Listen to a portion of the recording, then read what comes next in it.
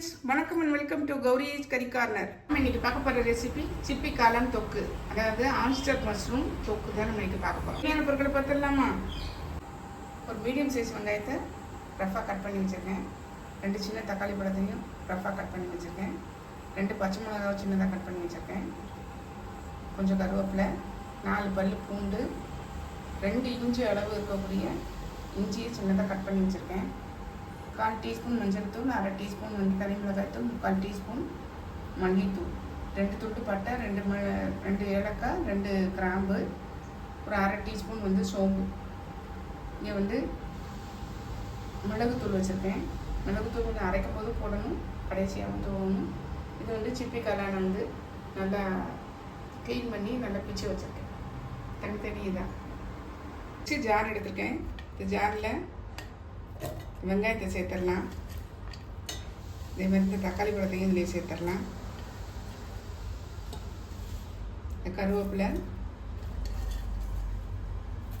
பச்சை மிளகாய், பூண்டு பல் எல்லாத்தையுமே இதில் சேர்த்துடலாம். இஞ்சி,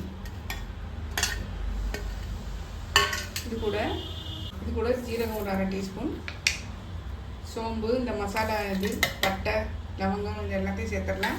இது நல்லா தண்ணி விடாமல் அரைச்சிட்டு காட்டும். மசாலா நல்லா தண்ணி விடாமல் அரைச்சிட்டு வந்துட்டேன் பாருங்கள். இருக்கட்டும். பேன் போட்டிருக்கேன், எண்ணெய் விட்டுருக்கேன். ஒரு 4 டேபிள் ஸ்பூன் அளவு எண்ணெய் விட்டுருக்கேன்.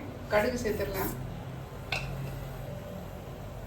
கடுகு பொரிஞ்சிச்சு. காஞ்ச மிளகாய் 2 கிள்ளி சேர்த்துருக்கேன். இந்த அரைச்ச மசாலாவை நம்ம இதில் சேர்த்துடலாம்.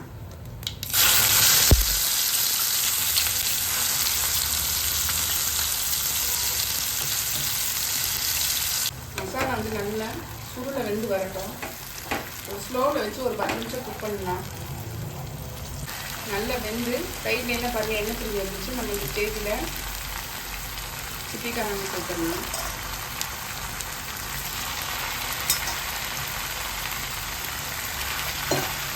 நல்லா கிளறி வேகட்டும்.